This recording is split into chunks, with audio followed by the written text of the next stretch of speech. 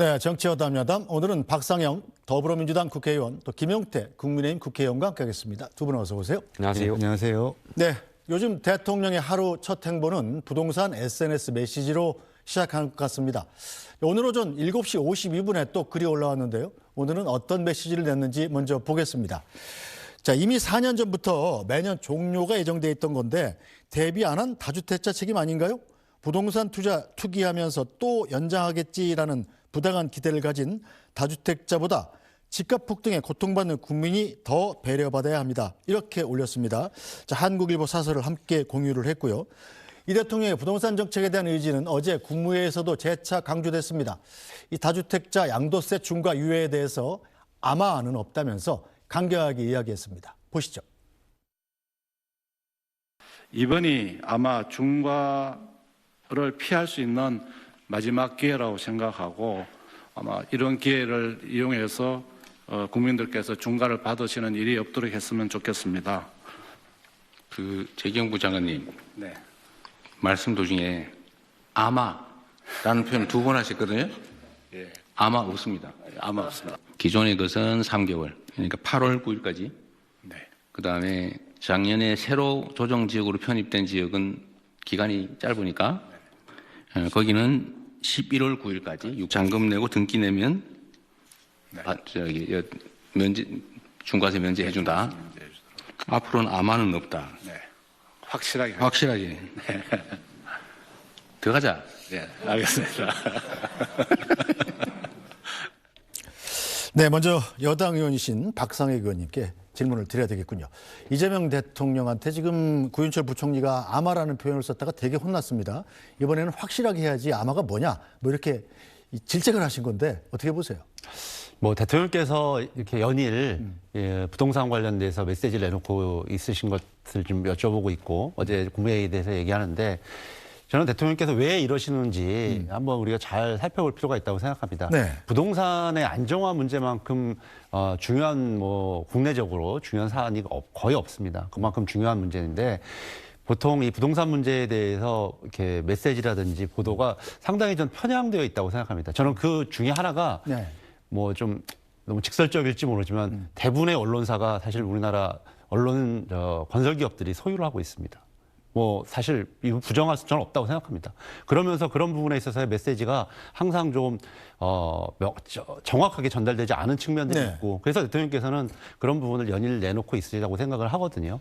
그리고 지금 말씀하고 있는 것도 정책을 새롭게 도입하자거나 뭔가 국민들이 예상하지 못했던 정책을 도입하겠다는 취지가 아니지 않습니까? 네. 이미 4년 전에 예고되어 있던 것을 정확하게 시행하겠다라고 하는 것에 명확한 의지의 표명이거든요. 그렇겠다면 네. 정책의 명확성을 한다는 측면에서 너무 당연한 법 집행을 담당하고 있는 대통령으로서는 하실 역할들을 하고 있다 저는 생각합니다. 네, 자 김용태 의원이 보시기에는 대통령의 의중이 뭐라고 보세요? 박 의원님께서 설명하셨던 것처럼 부동산이 굉장히 중요한 문제이고 우리 삶과 직결되어 있지만 그보다도 아무래도 이제 지방선거가 4개월 정도 앞두다 보니까 네. 특히 서울 같은 데는 굉장히 중요한 부동산 이슈가 있는 거잖아요. 민주당이나 정부 여당 입장에서는 어찌되었던 서울을 탈환해야겠다는 생각이 있을 거고 서울 시내의 많은 무주택자분들에 대한 어떤 그러한 대통령의 발언들을 통해서 이런 것을 표로 연결지을 생각도 어느 정도 네. 있지 않을까 생각이 드는데요.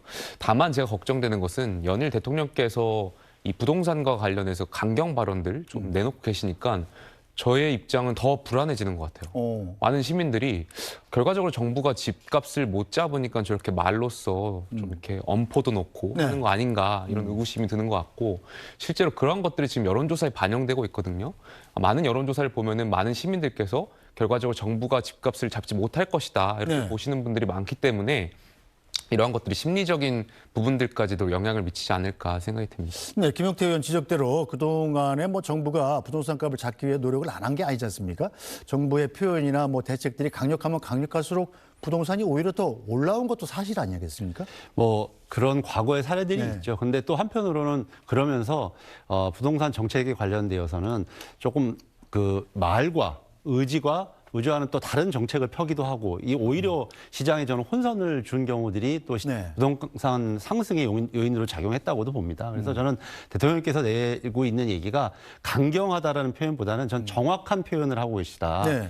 정확하게 앞으로 시행될 사항들에 대해서 사전에 고지하고 어떻게 할 것인지 예고를 함으로써 시장에 있는 많은 국민들, 시장 참여자들로 하여금 정확한 안내를 받을 수 있고 내가 이렇게 행동하는 것이 이익이 되겠구나라는 것을 정확하게 안내해드리고 있다고 생각을 합니다. 본인도 얘기하고 있는 게 팔라고 강제할 수는 없지 않습니까? 네. 결국 팔도록 하는 것이 이익이 된다라는 것을 납득하게 되는 것. 저는 대통령께서 말씀하고 있는 것은 저는 그런 내용이라고 생각합니다. 알겠습니다. 자, 청와대 움직임도 눈에 띄니다. 이 최근에 공개된 재산 내역에 따르면 청와대 비서관급 이상 참모 56명 가운데 2주택 이상 보유자는 12명인데요.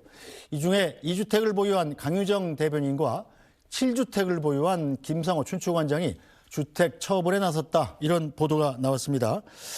자, 박상일 의원님. 다만 이 두 사람 다 매물을 내놓은 시점이 최근에 뭐 강경한 대통령이 부동산 매시를 내놓기 전이라고 합니다만 그래도 집보다 집이라는 논란이 나왔던 문재인 정부 때와는 좀 다른 모습 아니냐 이런 얘기가 나오고 있어요. 예, 뭐 조금 전에도 말씀드렸던 것처럼 대통령께서 뭐 특정한 참모에게 팔라 뭐 이렇게 얘기할 수는 없는 네. 사안이지 않습니까? 그리고 말씀하신 것처럼 그렇게 하도록 시장을 유인하고 시장이 정책을 펴는 것이 가장 효과적이다라는 것에 대해서 대통령께서 명확한 시장주의자로서의 생각을 가지고 계시거든요. 저는 참모들도 뭐 거기에 따라서 자기들이 선택으로 판단을 한다고 생각합니다. 또 뿐만 아니라 막 국회의원들 중에서도 이와 관련되어서 여러 가지 사안들이 있을 겁니다. 또 네. 경우도 다양할 수도 있습니다. 왜냐하면 상속을 받은 경우는 자기 혼자 단독으로 지분을 소유한 것이 아니라 공유한 경우도 많고 그래서 처분에 어려움들이 있을 수 있습니다. 그런데 지금 문제가 되고 있는 다주택자 중과세를 유예하는 문제는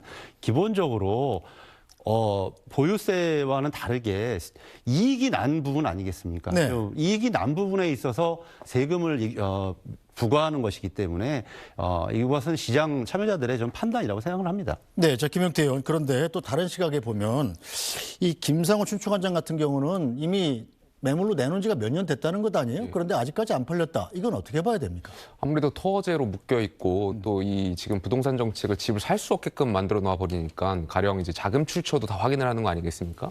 특히 이 집을 살려고 하는 입장에서 다세대 주택에 투자하기보다는 아무래도 아파트 같은 것에 이제 하려다 보니까 앞으로 이것을 팔기가 굉장히 어려운 측면이 있지 않을까 싶고요. 다만 저는 이 강유정 대변인 같은 경우에도 극단적인 정부가 보여주는 다주택자들을 악마화하는 한 예 아닌가 생각이 들어요. 저는 강유정 대변인께서 이제 집을 팔겠다라는 기사만 보고 그래도 저분이 이 공직자로서 다주택을 하면서 뭔가 정부의 공직자로서 집을 팔려고 하는구나. 그래서 서초동에 60억짜리 아파트 내놓는 줄 알았어요. 근데 알고 봤더니 기흥에 부모님이 네. 거주하는 것으로 알려져 있는 6억짜리 아파트를 내놓는 거 아니겠습니까? 아니 다주택자라고 하더라도 부모님이 거주하고 있는 집을 파는 것은 글쎄 저는 굉장히 극단적인 예라고 생각이 들어요. 그렇지 않습니까?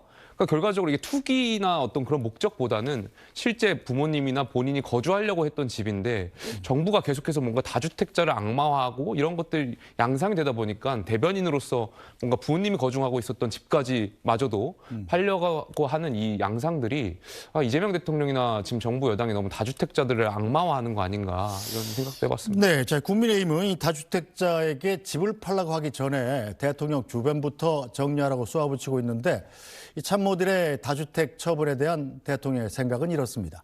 들어보시죠. 지금 뭐 일부에서 정부에 관계된 사람들 중에 다주택이 있는데 니그부터 먼저 팔아라고 시켜야 되는 거 아니냐 이렇게 얘기하는데 저는 이것도 문제가 있다고 생각합니다. 제가 예를 들면 누구한테 이거 팔아라고 시켜서 팔면 그거는 그 정책이 효과가 없다는 뜻이에요. 제발 팔지 말고 좀 버텨줘 라고 해도 팔게 상황을 만들어야죠. 그 시켜서 억지로 파는 건 의미 없어요. 파는 게 이익이다. 지금 다주택을 해소하는 게 경제적으로 이익이다라고 합리적 판단이 가능하게 제도를 만들어야죠.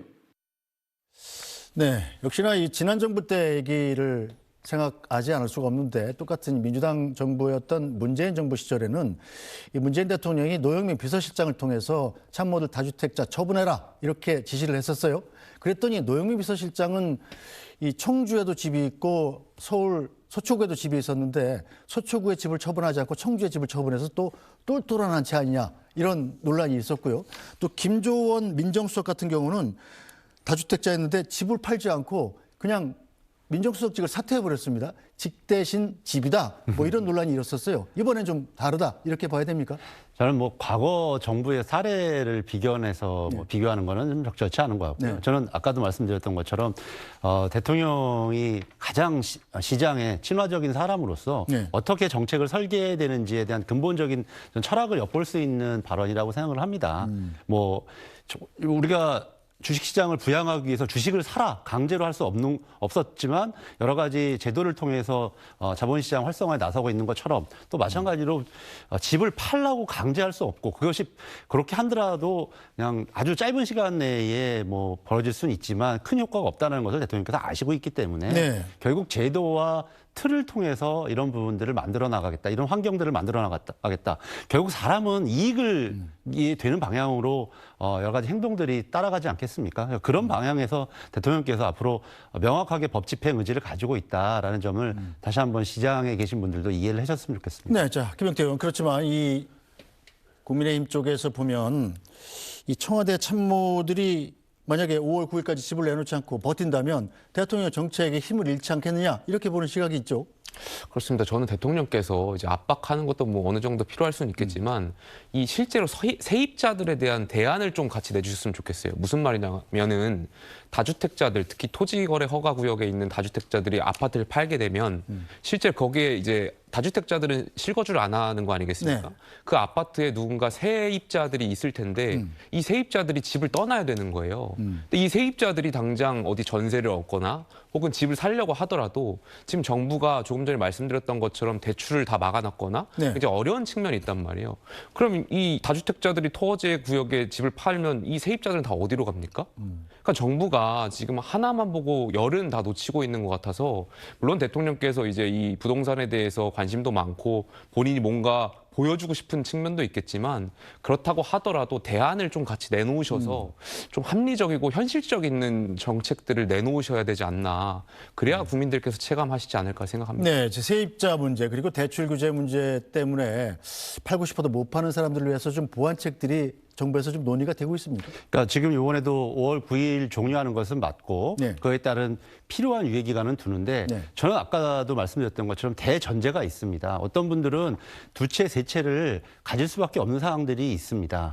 그러나 이 지금 말씀드렸던 것처럼 이익이 났을 때에 양도세에서 양도이익 소득에서 그 부분에 관해서 중과세를 하는 거잖아요. 네. 그래서 무리하게 과도하게 투기를 통해서 차입을 통해서 투기를 하는 사람들에 해당되는 거지. 네. 아까 말씀드렸던 것처럼 한 채를 가지고 있다 상속을 받아서 지분을 공유해서 다주택자가 된다든지 또는 여러 가지 경우들이 있어서 이분들이 계속 보유해야 될 수밖에 없는 상황들이 있는 사람들도 있습니다. 네. 그런 분들은 사실은 해당이 없는 거죠. 바로 그분들한테 무슨 세금이 부과되는 것이 아니기 때문에. 팔아 나오는 세금이니까요. 그렇죠. 네. 그런 부분에서 과도하게 공포를 좀 조장한다는 생각이 들고요. 그래서 저는 시장 참여자들이 필요에 따라서 이번에 나는 기왕에 팔려고 했던 것이고 뭐 예를 들면 차입을 통해서 이자를 많이 내야 되는데 네. 그동안 버티면 이길 거다라고 생각했었는데 그런 분들은 정확하게 판단을 하고 매물을 내놓을 수밖에 없는 상황이 될 거라고 생각합니다. 네, 뭐 물론 가장 큰 관심사는 지금 대통령의 이런 메시지에 시장이 어떻게 반응하느냐입니다.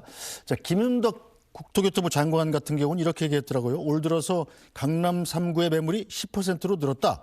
이게 정상화로 가는 첫 신호다 이렇게 밝혔는데 대통령의 엄포가 좀 통했다 이렇게 봐야 됩니까? 저는 뭐 지금 단기간에 그걸 가지고 효과가 있다 없다라고 네. 말하면 오히려 역효과가 있을 거라고 생각합니다. 그보다는 조금 이 법 집행 의지가 명확하고 이것이 일관되게 지속된다라는 것을 보여주는 거라고 생각하고요. 그거는 지난번 저희들이 자본시장을 좀 정상화하는 과정에서도 보여줬던 그런 방침이라고 생각합니다. 네, 김용태 의원. 일단 대통령의 메시지가 통해서 다주택자들이 실제로 매물을 내놓고 그걸로 인해서 집값이 떨어진다면 모두에게 좋은 일 아닐까요? 그러니까 매물이 늘어났다는 것도 뭐 어느 정도 있는 것 같은데 다만 정부가 원하는 것은 앵커께서 지적하셨던 것처럼 집값이 하락하는 것을 원할 텐데 네. 실제로 1월 달에 저희가 각종 통계자를 보면은 집값이 소폭 상승했다라는 통계 자료들이 계속 나오고 있거든요. 그래서 정부가 원했던 방향대로 지금 흘러가고 있지는 않은 것 같고 네. 조금 전에 말씀드렸던 것처럼 많은 시민들이 체감하기에는 이 부동산 정책과 관련해서 과거에 진보 정부든 보수 정부든 해왔던 것들이 있기 때문에 정부가 이렇게 엄포를 내놓더라도 결국에 집값은 올라갈 거야라는 심리적인 그런 네. 것들이 한 몇십 년 동안 굳어져 와 있거든요.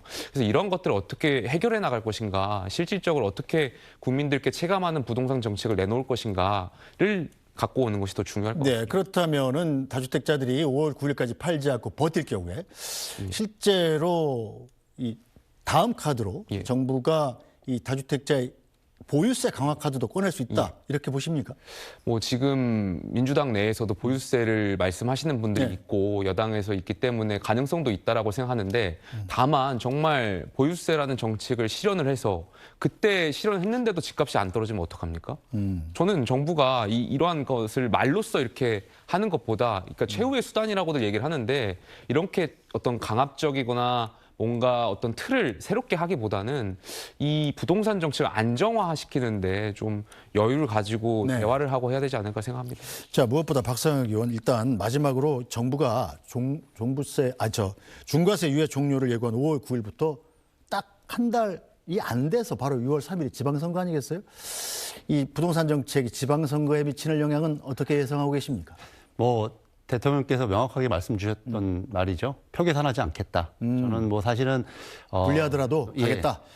그 선거를 앞둔 입장에서 이런 의지를 천명하기가 사실은 쉽지 않습니다. 뭐 과거의 예도 그렇고. 그런데 네. 저는 이런 일관성이 제일 중요하다고 생각을 하고요. 그게 뭐 지금은 조금 불리할 수는 있을지 모르지만 결국 국가적으로 보면 가장 이익이 되는 방향으로 대통령께서 정책을 집행하겠다는 의지라고 생각하고요. 좀 전에 김용태 의원이 말씀해 주셨던 부동산 안정화는 아까 말씀드렸던 지방의 분권 또는 공급 대책 이런 네. 것과 함께 삼박자가 같이 어울려서 나갈 때 가능하거든요. 그래서 저는 그런 데 있어서 가장 중요한 것은 정책의 일관성이다라는 생각이 듭니다. 그래서 지금 전에 말씀드렸던 것처럼 선거라든지 이런 계기보다는 일관성을 대통령께서 가장 중요하게 생각하고 있구나라는 것을 다시 한번 말씀드립니다. 네, 김용태 의원 보시기는 어떻습니까? 지금 대통령의 지지율이 높아요. 어떤 분이 대통령의 지지율을 저축금액에 비교하시기도 하던데 이 대통령의 지지율이 높은 만큼 지방선거에 끼칠 영향, 표를 약간 잃게 되더라도 여기서 지지는 않을 것이다. 고로 나는 부동산 정책을 강하게 추진할 것이다. 이런 예상도 가능하지 않아요? 근데 조금 전에도 말씀드렸던 것처럼 이미 많은 시민들 생각에는 뇌리에는 민주당 정부가 집권하면은 절대 집 팔지 말고 집값은 오를 거야라는 어떤 학습 효과들이 있는 거잖아요. 과연 대통령께서 국정 지지율이 높다고 하더라도 이 부분을 어떻게 해결할 것이냐인데 지금처럼 SNS에 그렇게 강압적이고 엄포 놓는다고 해서 전 시민들이 또 시장에 반응하지 않을 거라고 생각합니다. 알겠습니다.